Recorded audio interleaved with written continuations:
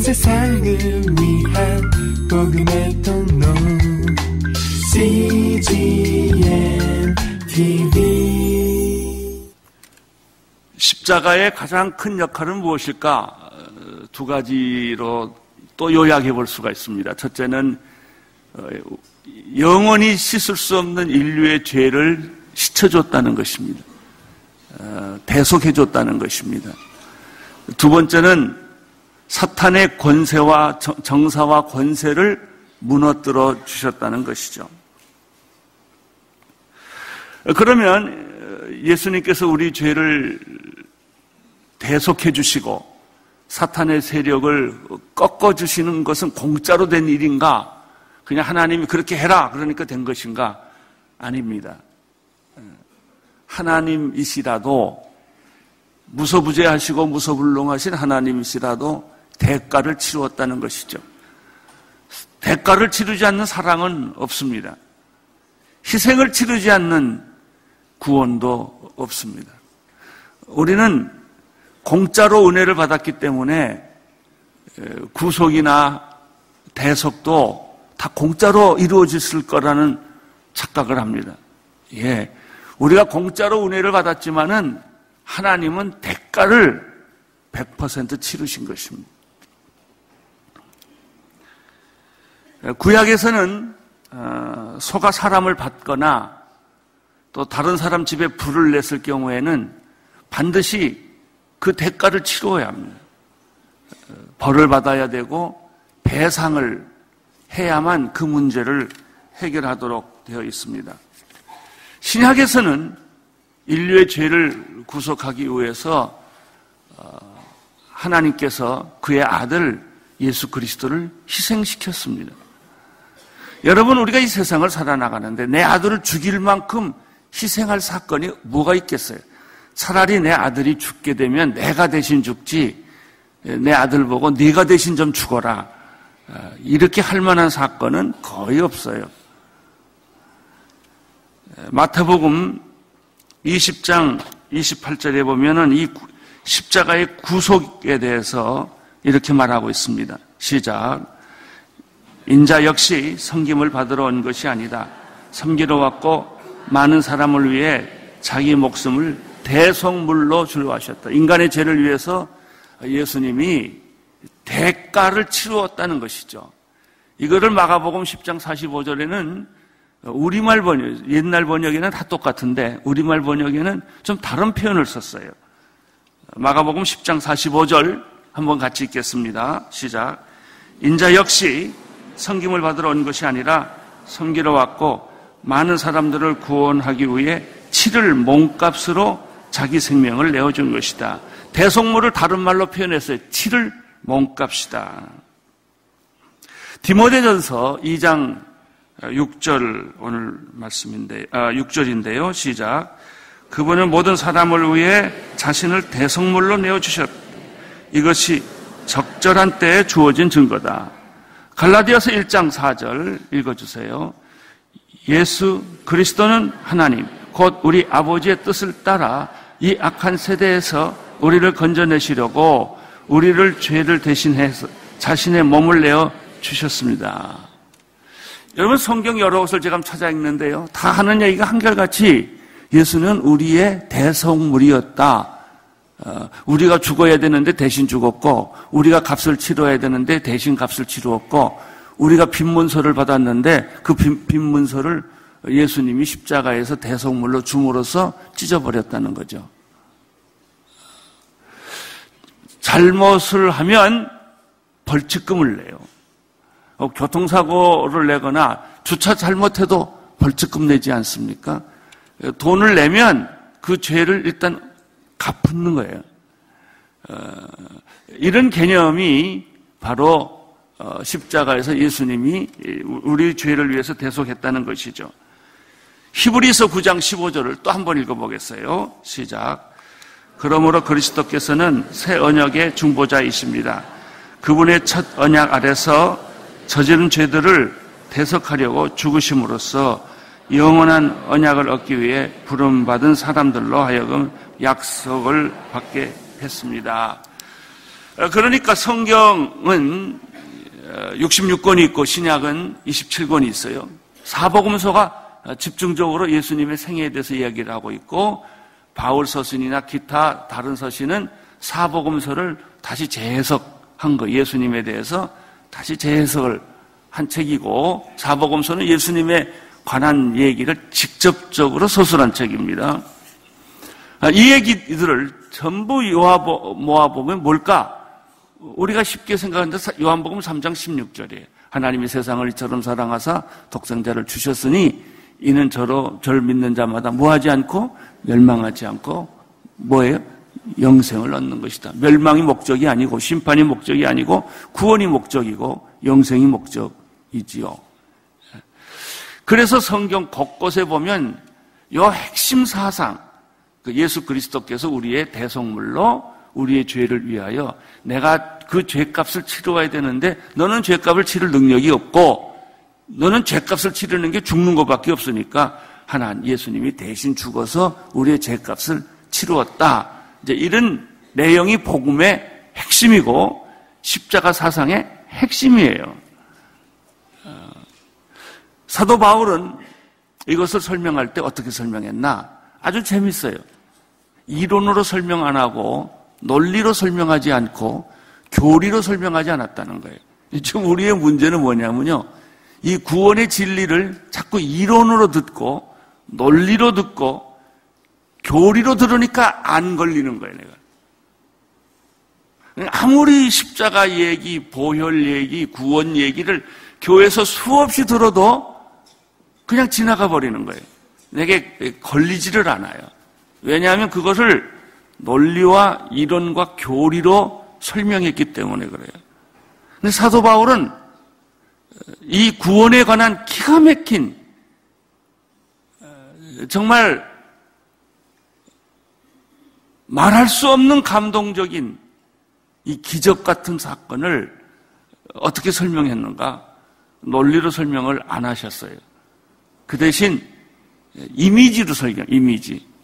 제일 강력한 게 이미지입니다. 사람하고 얘기할 때도 말하면 다 잊어버리는데 이미지를 주면 안 잊어버립니다.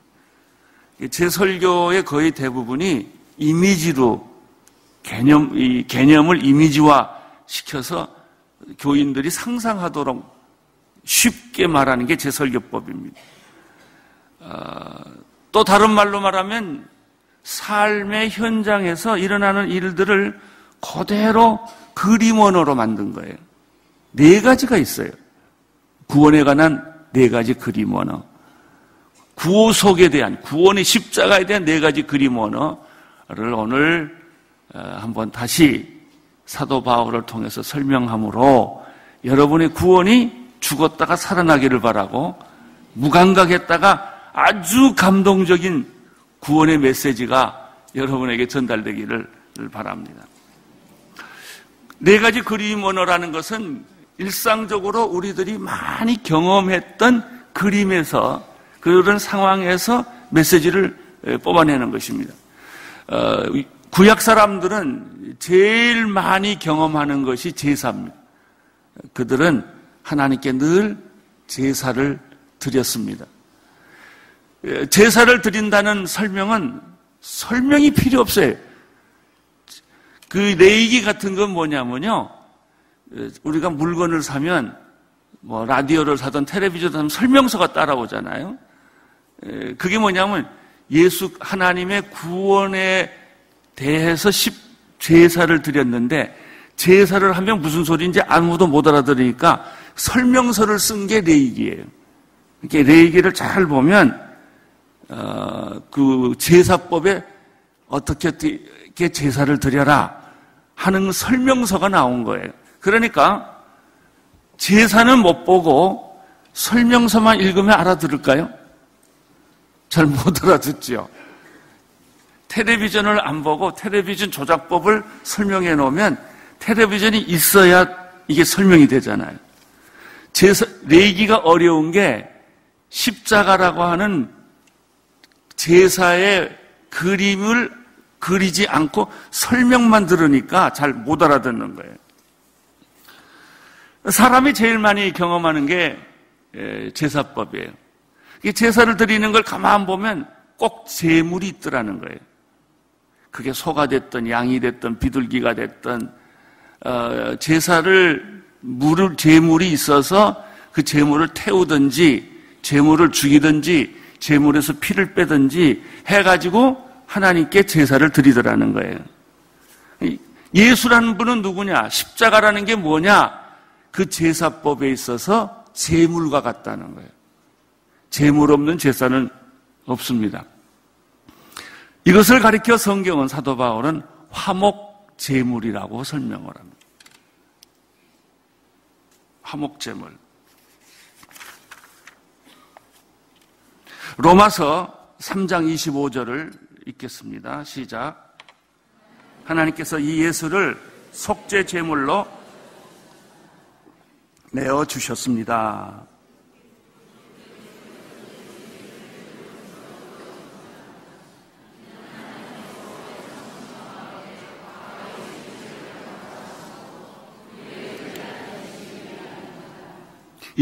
속죄 제물은 다른 성경에는 화목 제물로 설명되고 있습니다. 예수는 예수를 속죄 제물로 바쳤다 이렇게 되어 있습니다. 그러면 화목 제물을 바치신 분은 누굽니까? 하나님입니다. 누구에게 바쳤습니까? 하나님께 바쳤습니다. 그럼 속죄 제물은 누구십니까? 하나님이십니다.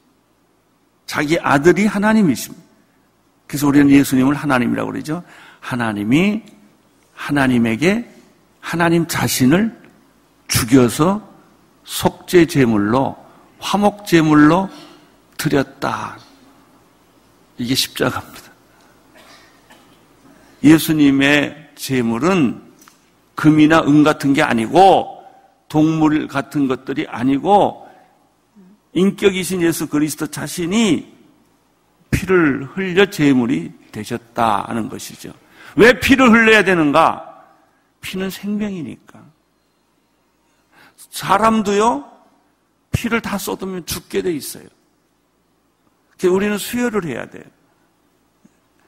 피는 사람에게 생명에 해당합니다. 레위기 17장 11절 읽어주세요. 시작. 우리는 육체의 생명은 피에 있기 때문이다. 내가 너희를 위해 제단에서 속죄하는 모든 용도로 주었던 것이 바로 피다. 피가 생명을 속하는 것이기 때문이다.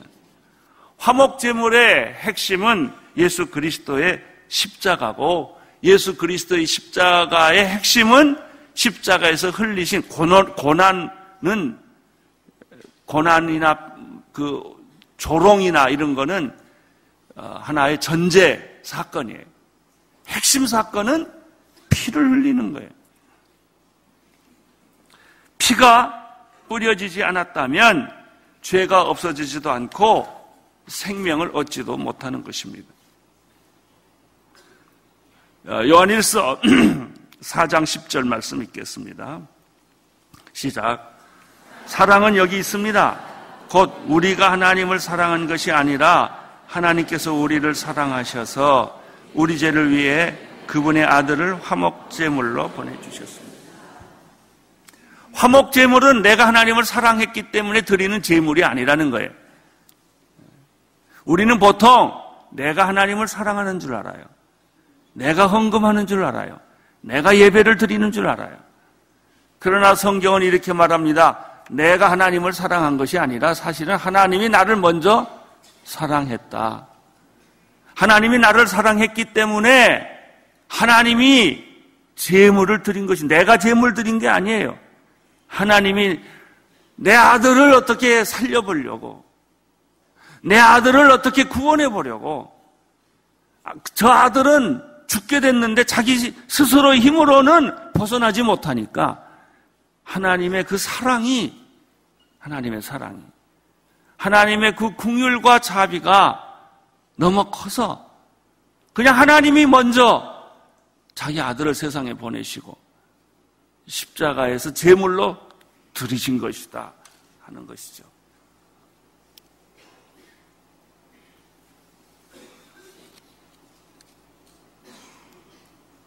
우리가 먼저 하나님을 사랑한 것이 아닙니다. 하나님의 사랑이 화목 제물을 드리게 만든 거예요. 속죄로부터 은혜가 흘러넘친 게 아니에요. 십자가가 있기 때문에 사랑과 은혜가 나온 게 아니라 사랑과 은혜 때문에 십자가가 주어진 것입니다. 이스라엘 사람들은 이렇게만 말해도 다 알아들어요. 이 그림이 너무나 선명하고 너무나 아주 인상적이기 때문에. 그 다음에 사도 바울은 이 첫 번째 그림은 화목제물의 그림이에요. 두 번째는 우리를 시장바닥으로 데려가요. 왜 사람들이 매일 가는 데가 시장이에요. 이 시장에서 이제 물건을 삽니다. 과일도 사고, 야채도 사고, 고기도 사고, 여러 가지 음식물을 사서 그것을 밥을 해 먹습니다. 그럴 때 이 사람들이 깨닫는 게 있어요. 물건이, 내가 사고 싶은 물건이 있는데 슬쩍 가져오면 뭐예요? 저종놈이에요. 우리는 절대 시장에 가서 물건을 쓱 가져오지 않아요. 물건을, 내가 원하는 물건을 사려면은 근을 달고 값을 물어서 값을 치르면 그게 누구게 돼요? 장사꾼 물건이 되는 게 아니고 내 물건이 돼요. 이걸 갖다가 물건 산다 그러죠? 다른 말로 말하면 이걸 구속한다 그런 말이에요. 이거를 속전을 내고 값을 치르고 그 물건을 내가 산다는 것이죠. 그러면 개념을 빨리 알아들어요. 아, 내가 돈을 지불했으니까 이 물건은 이제 내게 됐구나. 내가 내 마음대로 쓸 수 있게 됐구나라는 그런 일상적인, 우리가 슈퍼마켓에 가서 사는 그런 거하고 똑같아요. 돈이 없으면 깎기도 하고 뭐 그러지 않습니까? 그런데 구약에서는 이런 과일과 야채만 산 게 아니고 동물도 샀단 말이에요. 제사를 드리기 위해서는 동물도 사고 소도 사고 양도 샀습니다. 물건도 사고. 더 중요한 것은 구약시대에는 노예도 물건이었어요. 그래서 노예를 돈을 주고 샀어요. 그러니까 내 노예를 만들었어요. 그 다음에 이 노예를 자유케 시키는 것은 주인의 마음이에요. 물건이나 또 음식물이나 가축이나 노예를 사고 팔았어요. 이것은 늘 그들이 하는 일상적인 생활이에요. 이론이 아니에요. 그런데 제사에서 제물이 예수 그리스도인 것처럼 물건에서 내가 물건을 살 때 값을 치르는 돈, 그걸 속전이라고 그러는데 그 돈을 지불함으로 노예를 사오는 것처럼 예수님께서 나를 위해서 속전을 지불하셨어요. 하나님. 값을 지불하셨어요. 그걸 구속이라고 그래요. 성경적인 용어로는. 구속을 함으로 하나님께서 죽을 수밖에 없는 죄인을 이제 죄값을 다 제하고 그걸 내 거로 사게 하신 거예요.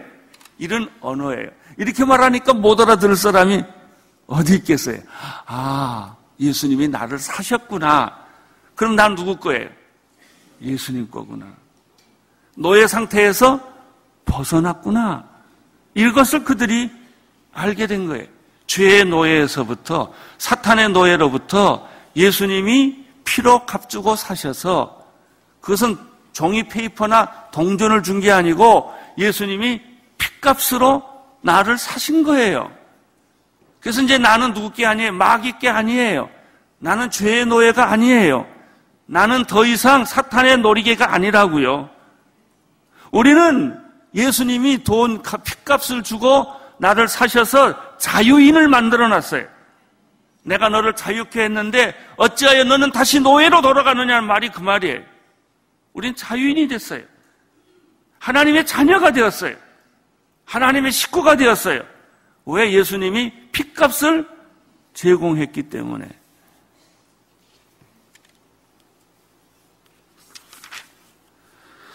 아까 읽었던 마가복음 10장 45절을 다시 읽겠습니다. 시작.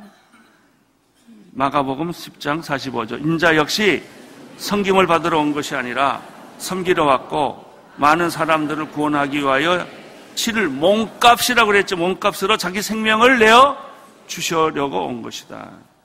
디모데전서 2장 5절 6절 다시 읽겠어요. 시작. 하나님은 한 분이시고 하나님과 사람 사이 중보자도 한 분이시니 곧 사람이신 그리스도 예수시니 그분은 모든 사람을 위해 자신을 대속물로 주려 주셨는데 이것이 적절한 때에 주어진 것이다. 우리의 구원은, 십자가의 구원은 제사에 있어서 화목제물과 같다. 화목제물은 그냥 드리는 것이 아니다.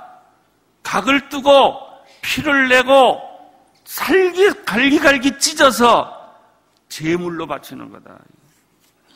그렇게 함으로 하나님의 진노와 분노를 막아내는 것이다. 이런 그림이에요. 또 하나는 시장에서 물건을 사듯이 물건을 산 게 아니라 노예를 살 때 예수님이 핏값을 주고 사탄의 노예에서부터 우리를 해방시킨 것이다. 이게 구원입니다. 여러분이 구원받았다라고 할 때 이런 생각하세요? 내가 구원받았다라는 말은 와, 내가 사탄의 노예에서부터 예수님이 핏값 주고 날 사서 하나님의 자녀로 만들어 주셨구나. 이걸 느끼고, 이걸 경험하고, 이걸 누리고, 이걸 체험하는 거예요. 이제 세 번째, 예수님 당시의 사람들이 또 가장 익숙한 것은 제사 드리는 거, 시장에 가서 물건 사는 거, 노예 사는 거도 있었지만 또 하나 있었어요. 맨날 그들은 투닥투닥 싸워가지고 수를 해서 재판장을 가야 돼요. 누가 옳으냐 이거예요. 판결을 받아야 돼요. 그래서 그들이 아주 익숙한 생활 공간이 재판장이었어요. 요즘 우리나라도 고발공화국이 돼가지고 얼마나 그냥 뭐만 조금만 잘못하면 다 고발해버리잖아요. 다 고소하고 고발하고 그래서 검사한테 조사받고 판사한테 재판받고 아마 우리 인생의 거의 대부분이 거기에 연결 안 된 사람이 없을 정도로 그렇게 살아요. 그런데 마귀가 우리를 고발한 거예요. 마귀가 우리를 고발해서 사형 선고받도록 한 거예요. 그 사실이에요. 죄값은 사망이에요. 하나님의 절대 정의 앞에, 거룩한 정의 앞에는 어떤 인간도 한 사람도 피해갈 수가 없어요. 그래서 우리는 사형 선고를 받은 거예요. 사형 선고를 받았는데 오늘 말씀을 보면 하나님께서 사형 선고를 받은 날 보고 하는 얘기가 여러 가지 재판을 해보시더니 변호를 들으시더니 하나님이 결론을 내렸어요. 너는 사형 선고지만은 사형 선고를 안 내리고 무죄 선언을 하겠다 하고 선언해 버렸어요. 이걸 가리켜 칭의라고 그래요. 의롭다 하심을 받았다. 원래 나는 죽게 되어 있는데 사형 선고를 받았는데 하나님이 그 선고를 무죄 선언으로 사죄 선언으로 선언했어요. 내가 죄인이지만 너를 의롭다. 예수님 때문에 예수님이 내 죄를 값을 치르셨어요. 내가 죽어야 할 값을 치렀기 때문에 나는 너를 무죄로 선언하노라. 너는 이제부터 죄가 없다. 이걸 가리켜 사죄 선언이라고 그래요. 의롭지 않는데 의롭다 하시고 선하지 않는데 선하다 하시고 용서받을 수 없는 죄인인데 용서받은 죄인으로 만드신 거예요. 죄라는 부채를 탕감시켜 주었어요. 죄는 우리를 땅 끝으로 끌고 가요. 그러나 칭의는 우리를 하늘 높이 하나님 옆으로 끌고 갑니다. 의롭게 되었다. 칭의, 너는 이제는 죄인이 아니다. 죽을 죄인이 아니다. 죽을 죄인이었지만 이제 예수 그리스도께서 너를 위해서 대신 죽음을 대신 졌기 때문에 너는 죄값에서부터 자유롭고 이제 내가 너한테 선언하는데 사죄를 선언하노라. 일어났더니요, 드라마에서 연인들끼리 잘못해놓고는 딱 자기가 내가 너 죄를 사하노라 이런 드라마가 나오더라고요. 그건 연인들끼리 잘못해서 내가 내 죄를 사하노라 이 말이 아니에요. 이건 아주 하나님의 사죄를 모욕하는 거예요. 아주 모욕하는 거예요. 내 죄를 사하노라 라고 하는 것은 하나님밖에 없어요. 사람은 그 말 못해요. 또 내 죄를 사하노라 했을 때는 그 사람이 죽어야 할 핏값을 치른 사람만이 그 말을 할 수 있어요. 그런데 내가 좋은 마음을 가지고 그래 내 죄 봐줄게, 내 죄 용서한다 이게 아니에요. 전혀 아니에요.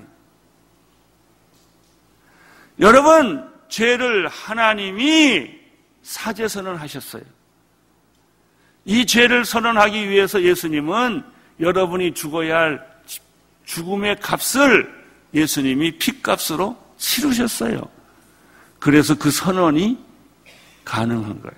칭의. 칭의란 말은 너무나 소중하고 너무나 귀하고 그 결과가 너무나 엄청난 거예요. 이 칭의와 비슷한 개념이 하나 있어요. 성화예요. 성화.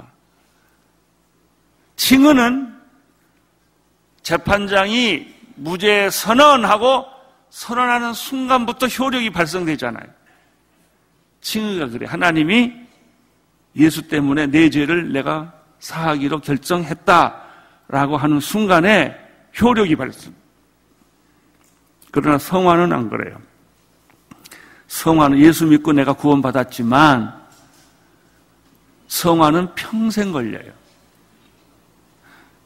칭의와 성화는 가장 가까운 관계이면서도 가장 다른 관념입니다.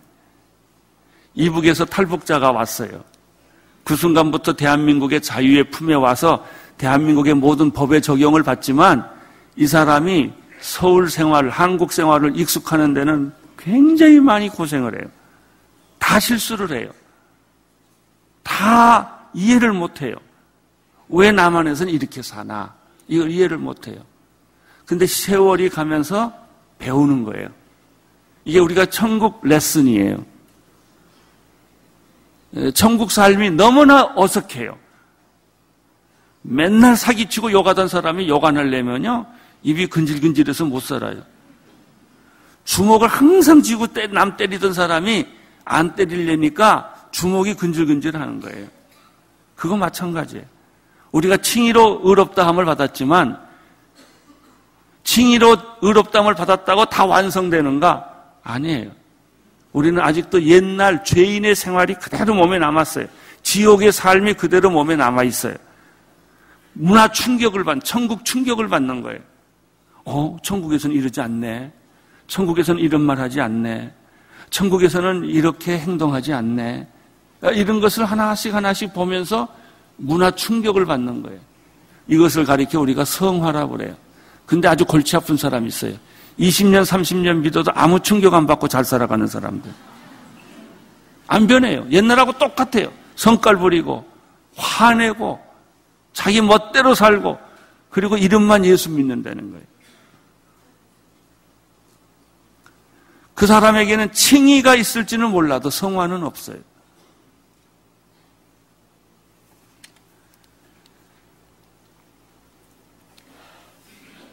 그런데 또 중요한 게 하나 있어요. 어떻게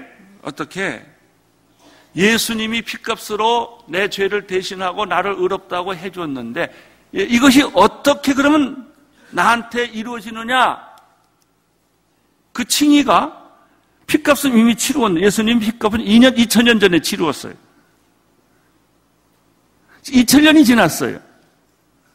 그러면 2000년 전에 예수님이 핏값을 치루어서 칭의의 근거를 다 만들어 놨는데 그것을 내 걸로 만드는 거는 어떤 방법이냐? 음식도 먹어야 내 거지 구경하면 내 거 아니에요. 칭의가 아무리 좋아도 나하고 아무 상관이 없단 말이죠. 이것을 내 거로 만드는 방법이 믿음이에요. 그래서 믿음으로 의롭다함을 받는 거예요. 믿음에서 믿음에 이르게 하는 거예요. 근데 더 조심할 게 있어요. 믿음이 우리를 구원하느냐? 아니에요. 예수님이 나를 구원해요. 내가 믿습니다. 그런데 구원되느냐? 아니에요. 뭘 믿느냐가 중요해요. 믿음으로 예수님이 십자가에 못 박혀 돌아가신 이 피의 사건을 내가 믿음으로 받아들이면 칭의가 이루어지는데 믿음이 나를 의롭게 만들어주는 게 아니고 우리가 믿는 예수님이 우리를 의롭게 하는 거예요. 여기서 여러분 속으면 안 돼요. 믿음이 귀하지만 믿음이 나를 구원하는 건 아니다. 예수님이 나를 구원하는 것이다. 그래서 누구를 믿어야 돼요? 예수님. 믿습니다 가지고 안 돼요. 뭘 믿느냐가 중요해요. 그러니까는 믿습니다 이렇게 안 해도 좋아요. 그냥 예수를 믿습니다. 이래도 더 나아요.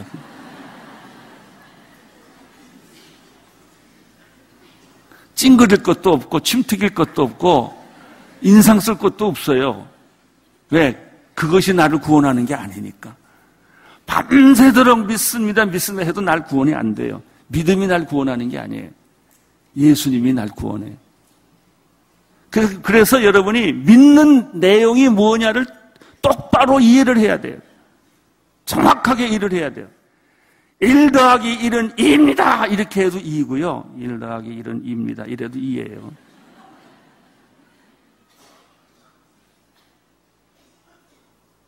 자, 우리는 여기서 정리를 해봅시다. 하나님이 우리를 의롭다 한 그 근본 원인은 십자가에 못 박혀 돌아갔기 때문에 우리가 의로워진 게 아니고요. 하나님이 사랑 때문에 우리가 의로워진 거예요. 근거는 십자가의 원인은 하나님의 사랑이에요. 근거는 뭘까요? 예수 그리스도의 피예요. 그러면 내가 의롭다함을 받은 수단은 무엇일까요? 믿음이에요. 믿음은 아주 중요하면서도 믿음이 우리를 구원한 것이 아니라는 사실을 아셔야 돼요. 예수님이 우리를 구원하는 거예요. 그러면 어떻게 구원받아요? 예수를 믿음으로 구원을 받는 거예요. 결과가 무엇일까요? 거듭남이에요. 중생이에요. 새로 태어나는 거예요. 그래서 마지막 열매는 무엇일까요? 새하늘과 새 땅, 새 예루살렘이에요. 에베소서 2장 14절에서 17절까지 계속 읽겠습니다. 시작. 그리스도께서 우리의 화평이시니 자기의 육체를 둘로 하나로 만드신 분이십니다. 그분은 중간에 막힌 담 곧 원수된 것을 헐어내셨고 조문으로 된 계명을 율법을 폐하셨습니다.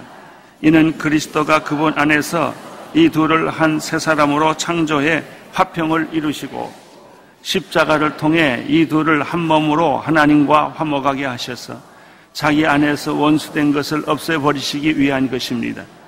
그리스도는 오셔서 먼 데 있는 여러분에게 화평을 전하셨을 뿐만 아니라 가까운 데 있는 사람들에게도 화평을 주셨습니다. 할렐루야. 예수님은 십자가에 피 흘려 돌아감으로 말미암아 화해자가 되셨다는 것이죠.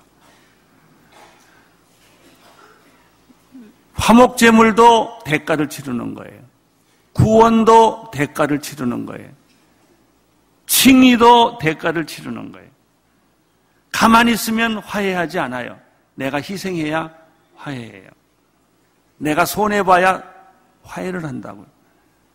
지금 우리나라 민족에게 가장 필요한 것은 무엇일까요? 화해예요. 화목이에요. 갈등의 벽을 넘어서서 누군가 화해를 해요. 어떻게 화해가 될 수 있을까요? 소리 지르면 화해가 안 나요. 더 시끄러워져요. 근데 다 자기가 화해자라고 막 나서요. 근데 그 사람을 가만 보면 손해본 게 하나도 없어요. 희생한 게 하나도 없다고. 소리만 질러요. 그건 화해 아니에요.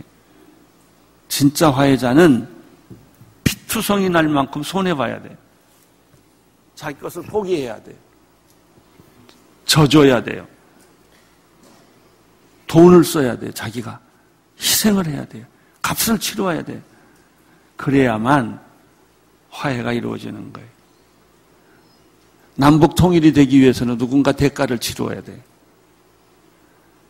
지역 갈등, 무슨 사상적 갈등, 이거 푸는 방법은 화해자가 필요해요. 화해자가 치루어야 될 것은 대가예요. 희생이에요. 이분이 예수 그리스도이세요. 그는 온 인류의 갈등을 자신의 죽음으로 화해를 시킨 것입니다.